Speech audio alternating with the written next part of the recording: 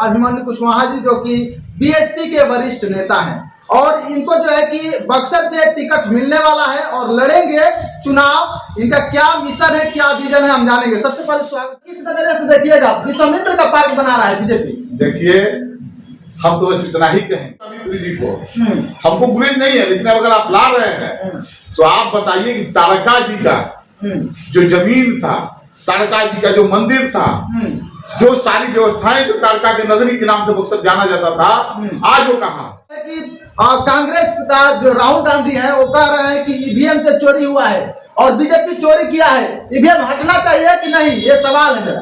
देखिए, खाना होगा, ये नहीं होगा।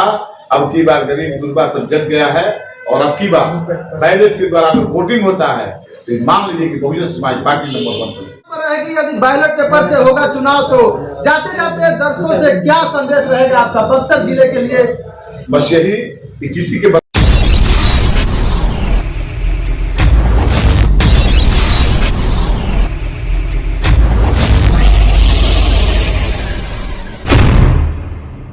तो नमस्कार, आप देख रहे हैं पब्लिक की बात। पब्लिक की बात में आप सभी का स्वागत है। मैं सुरेश सागर। जैसे कि मैं बता दूं कि मैं अभी उपस्थित हूं बक्सर जिला कार्यालय, बीएसपी के जिला कार्यालय है। हमारे साथ जो बैठे हैं ये कोई परिचय के मोहताज नहीं, इनका नाम है अभिमन्यु कुशवाहा जी, जो कि बीएसपी के वरिष्ठ नेता हैं और इनको जो है कि बक्सर से टिकट मिलने वाला है और लड़ेंगे चुनाव। इनका क्या मिशन है, क्या विजन है, हम जानेंगे। सबसे पहले स्वागत है सर। बहुत बहुत धन्यवाद और आपके जितने प्रशंसक हैं सभी को शुभकामना, मंगल कामना। सर, क्या आपका मिशन है, क्या विजन है? आप जीतिएगा तो बक्सर के लिए क्या कीजिएगा?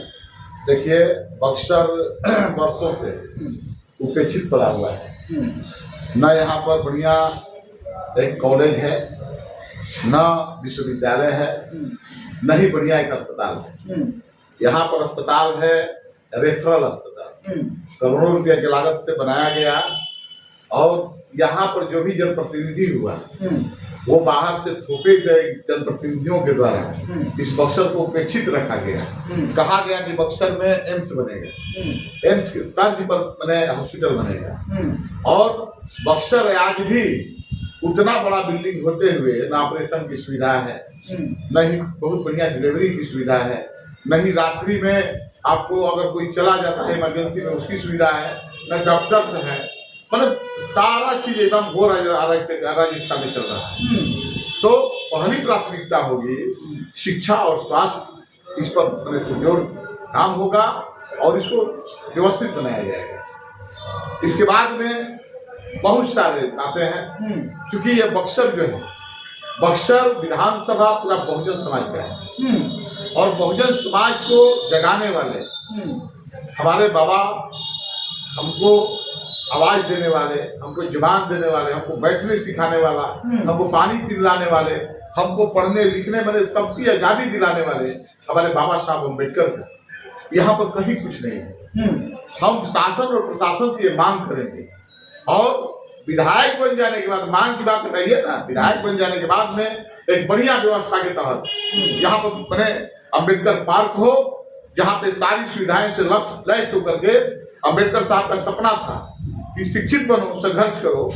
ठीक है, तो हम लोग शिक्षा के तरफ ध्यान देंगे और उस अम्बेडकर पार्क में एक बेहतरीन लाइब्रेरी का निर्माण होगा, जिससे हमारे जितने भी गरीब परिवार के बच्चे हैं वहाँ करके पढ़े और उसी शिक्षा लेकर के यहाँ पर बने इंजीनियर, डॉक्टर, IAS, IPS जो भी हो वो बने। जैसे कि आप सुन पा रहे हैं कि वाकई जो है कि इनका कहना है कि भारतीय संविधान के रचयिता डॉक्टर भीमराव अंबेडकर जी का पार्क बनेगा।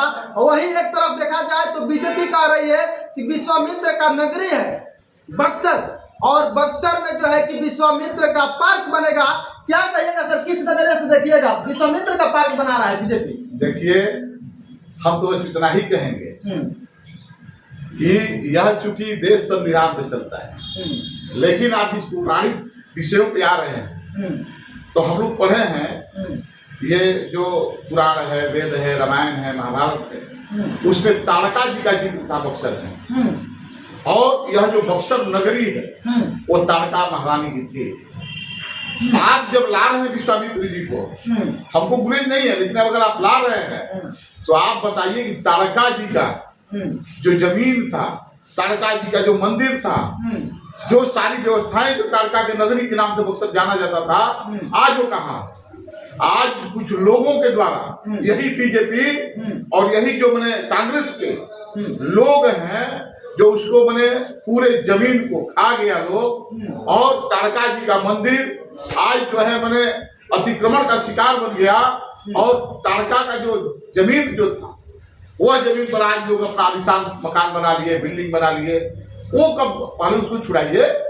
पहले जो रामायण का जिक्र है तारका में, आप विश्वामित्र के यहाँ जाते हैं, हमने विश्वामित्र को देखा नहीं है, हमने कहीं और पढ़ा नहीं है, रामायण के सिवा और कहीं पढ़ा नहीं है विश्वामित्र को। लेकिन ये तारका की नगरी है। अगर आप मानते हैं रामायण को, महाभारत को, आप मानते हैं वेद को, पुराण को, ये तारका की नगरी है। पहले तारका की जमीन को खाली कराइए, तारका की जो आलिशान जो व्यवस्था था उसको लागू कराइए, और इसके बाद आप विश्वामित्र को गाइए, हमको कोई गुरेज नहीं। जैसे कि आपने सुना, इनका कहना है कि सीधा तौर पर लोग कहते हैं कि विश्वामित्र के तपोभूमि बक्सर में स्वागत है, लेकिन इनका कहना है कि नहीं भैया, ये विश्वामित्र का नगरी नहीं है, ये ताड़का की नगरी है। तो विश्वामित्र का जब पार्क बनेगा तो ताड़का का भी जो जगह है, जमीन है, उसे जो है कि दिलाइए। और क्या कहिएगा सर, जो है कि कांग्रेस का जो राहुल गांधी है वो कह रहे हैं कि ईवीएम से चोरी हुआ है और बीजेपी चोरी किया है, ईवीएम हटना चाहिए कि नहीं, ये सवाल है मेरा। देखिए, कांग्रेस ही लाई इस व्यवस्था को। चोर चोर मौसेरे भाई, चोर चोर मौसेरे भाई। कांग्रेस किस मुंह से कह रही है, कांग्रेस किस मुंह से जनता के बीच जा रही है। हम कह रहे हैं कि तुमने, कांग्रेस को कह रहे हैं कि तुमने हमको पढ़ने नहीं दिया। तुमने बाबा साहब जब अधिकार लेकर के निकले कि वोट देने का अधिकार, एक वोट देने का अधिकार, तो यही गांधी जी उनको रोके कि नहीं, हमारे जो लोगों को जो 2 वोट का जो अधिकार जो मिलता था उसको रोके, और उन्होंने कहा कि जो ग्रेजुएट व्यक्ति होगा वही वोट देने का अधिकार रखता है। तो आपने तो हमको वोट देने के अधिकार से वंचित कर दिया था। ये तो बाबा साहब माननीय, क्या कहें हम, बाबा साहब हमारे देवता हैं। बाबा साहब नहीं होते तो आज हम कुर्सी पर नहीं बैठे होते और आप हमारा इंटरव्यू नहीं लिए होते। तो बाबा साहब का जो सपनों का जो भारत है उसमें ये सब कहीं भी चीजें नहीं है, ठीक है। लेकिन आप कह रहे हैं, तो मैं एक बात कहना चाहूंगा कि कांग्रेस के लोग अगर सही में अगर 70 वर्ष आपने शासन किया तो उसमें दिखाइए कि दलितों के, वंचितों को, बैकवर्ड को आपने अधिकार कहाँ दिया। अरे महाराज, आप तो ये जो बनना था जो मंडल आयो उसको भी लागू नहीं करना चाहते थे। लेकिन अभी जो है कि गांव-गांव जा करके, घर घर जा करके जो है कि संविधान लीडरशिप प्रोग्राम चला रहे हैं। देखिए, हमारे लोगों को ये लोग बहलाते आ रहे हैं। याद कीजिए 2014 की लड़ाई, मोदी जी आए और मोदी जी आए बोले कि सबको 15-15 लाख दे दिया। मोदी जी आए बोले कि जनधन योजना चालू करो, और उस योजनाओं में सारे माताओं, बहनों, हम जानी जितने लोग गरीब परिवार के हैं सबके अकाउंट में 15 लाख चला जाए। तो ये लोग इसी तरह करते हैं। हमारे लोगों को बस केवल मैंने बदला करके वोट ले लेना इनका काम है। 5 किलो अनाज के ऊपर बहुत सारी योजनाएं भी चला रहे हैं जिससे हम दिग्भ्रमित होकर के उसके छलावे में आ जाए। लेकिन अब की बार बक्सर विधानसभा की जनता जो मालिक होती है, उन्होंने ठान लिया है कि अब बरगाने में हम नहीं आएंगे। 10 वर्षों का शासन कांग्रेस का और इसके पहले जो बीजेपी का जो शासन था, वो लोग देख कर एकदम मैंने सबका मन एकदम ये हो गया है कि अब की बार जैसे उत्तर प्रदेश में हमारी बहन परी मायावती जी ने जो सरकार जो चलाया, वो सरकार में था 5 किलो अनाज नहीं, प्रत्येक गरीब परिवार को 1 एकड़ से लेकर के 3 एकड़ जमीन तक दिया कि तुम इससे अनाज जाओ, अपने खाओ और बच्चों को पढ़ा लिखा करके डॉक्टर, इंजीनियर बनाओ। हम उस तर्ज पर बक्सर को लाना चाहते हैं, उस तर्ज पर बिहार को लाना चाहते हैं। हमारे माननीय जो बड़े भाई अनिल कुमार जी हैं, प्रदेश के प्रभारी, वो लगे हुए हैं कि बिहार को इस दशा को सुधारा जाए, और ये जो झूठे जो वादे लेकर के लोग आ रहे हैं उन लोगों को बिहार से भगाने का काम किया जाए, उसके लिए हम लोग काम कर रहे हैं। चलिए, बिहार विधानसभा चुनाव जो है कि काफी नजदीक आ चुका है, और इनको भी जो है कि बीएसपी के तरफ से, बीएसपी बहुजन समाज पार्टी के तरफ से जो है कि बक्सर जिला से टिकट मिलने वाला है।